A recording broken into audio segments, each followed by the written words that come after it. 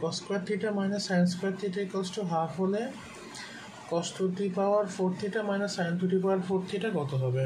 তা এটা করতে গেলে প্রথমে আমাদের এখানে কত আছে? cos to the power 4 theta minus sin to the power 4 theta, অর্থাৎ এটাকে আমি লিখি এবার আগে প্রথমে যে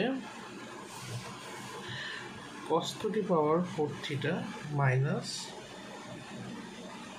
sin to the power 4 theta equal to এবার এইটা কত হবে দেখা যায়।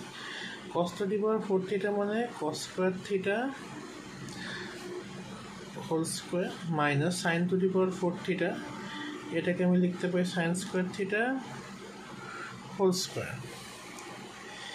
নেক্সট স্টেপ দেখো এটাকে একটা a square minus b square এর মতো লিখতে, অর্থাৎ এটা হয়ে যাবে a plus b into a minus b ফর্মে আসবে।